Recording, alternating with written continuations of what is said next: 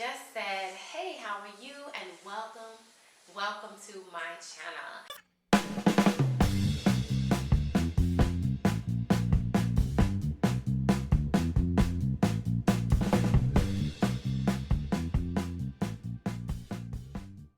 I started taking Swahili lessons. Yes, Swahili. Kiswahili is an absolutely beautiful language, and I just had to be a part of it somehow, some way. I have came in contact with so many people that speak Swahili, and I just think it's just a dynamic language that allows you to connect with so many people from all over the world. It was a language that I had on my list. One of the 5 languages that I aspire to learn within 10 years. See, I set this time limit for myself. I said within 10 years, I'm going to be exposed to these 5 different languages.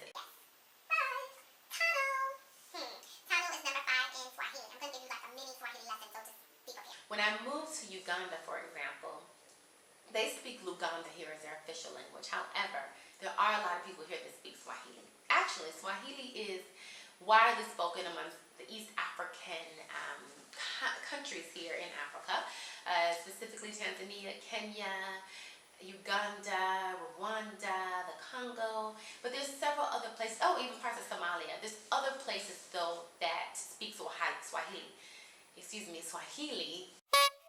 limited to one particular area, such as Uganda. So I had a mission in mind. I said I want to learn this language so that I can better communicate with the locals and just to have a more wider range of language and opportunity and culture, and I appreciate that about living in another country. So the one thing that I'm grateful for in Uganda, although that it is a Luganda speaking country, that there's several people here that speak Swahili. So I've had the opportunity to practice with people here and there. I greet people all the time in Swahili. Sometimes it just comes out naturally. So I'm going to show you a clip of me speaking with one of my classmates. And we're having a general conversation. Jambo. Si jambo. Si jambo. Asante. Habari yako?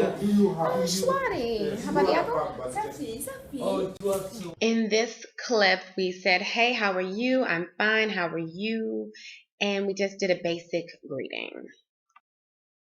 Absolutely imperative if you're learning a language is to have somebody that you practice with and an accountability partner. And just having that one-on-one time with someone and just practicing on your own. I mean, you cannot just take one day out of the week to learn a language. It takes consistent practice over and over again. Naitwa Kristen. Unaitwa nani? Naitwa Karin. Okay, nafurahi kukutana na wewe. In this clip, my friend asked me my name. I told her my name, and I asked her what her name was, and I said it was very nice to meet you. It was a language that was used during the Arab slave trade, and actually it's a language that was derived from Arabic. So it's got a lot of historical context for it, and it was a main language for trading between the ports, especially in Dar es Salaam. So I feel that, this language opportunity will give me plenty of chances to communicate with people from all over the world in different aspects. Besides that, it's a very easy language to learn. I think that once you have lessons and you're able to practice with people on a regular basis, you'll get it in no time. Unatoka nchi gani? Ninatoka Ufaransa. Unatoka nchi gani? Unatoka Chicago. Chicago. Unatoka Chicago? Ndio, Chicago. Yes, but you said who instead of... Oh, I mean, ninatoka Chicago. In this clip, my friend asked me where I was from, and I asked her where she was from. However, I said it in the wrong tense, and my teacher corrected me. School that teaches everything from German to French to Swahili to Spanish, so it's really, it's a really good opportunity. I go twice a week, and I'm in a class that ranges everywhere from 4 to 8 on good days. So the teacher is a native Ugandan, but he was raised speaking Swahili. He's a very fluent Swahili speaker and very fast and effective Swahili teacher. So So I've learned so much. Mimi nina kazi shule kisu. Ninafundisha. Fundisha? Yes. I teach. Oh, fundisha.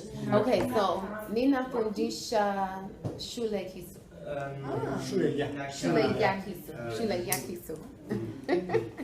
In this clip, I told my friend that I am a teacher and I work at a school, except I forgot to use the verb teach. Ndio, nina, moja, tatu. Mtoto. In this clip, my friend asked me how many children do I have. I was trying to explain to her that I have one child. However, we just learned how to use the singular and plural. I've always been the type of person that has enjoyed learning about other languages. It's always been something that I've enjoyed since high school. Plus, I've learned Arabic before and I know Spanish. It's never too old. It's never too late. It's a great opportunity. And the one thing I can honestly appreciate about learning a language is that it allows you to be just more open-minded. Since I've been traveling the last few years, I've noticed that every other nation that I visit is at least fluent in 2 major languages. One, of course, including English. And I'm speaking of more of the educated ones, but why is it that us in the United States are only really exposed to English until we get to high school? Or, of course, if you go to a private school, maybe you're exposed earlier. But it leaves us at a disservice because we go to these other countries wanting to get exposure, and we're limited to just English. And do you know how many opportunities can open up for you when you have the knowledge of another language? Or how many relationships can be formed? How many networking opportunities? And just having a wider platform. So I advise you, if you are interested in learning a language, just to go for it. My main reasons for taking Swahili was not only to connect more with the locals here, but also to connect more with the culture, with the African continent, with being more in tune with who I am and more in tune with where I am. And it's deeper than that. The Swahili is a native tongue among our people, around Africans, and it just felt good to be able to have a connection. As an African American, you know, we've been stripped of our lineage and everything was taken from us, including our culture, our languages, our families. So being able to come back to the continent and learn a language and being able to connect with the language, the people, the community, the culture means a lot to me. Thank you for watching this video. Make sure to leave me a comment, like this video, and if you haven't done so already, make sure to subscribe because I'll be making another video in a couple of weeks on my progress. So stay tuned and I'll see you very soon.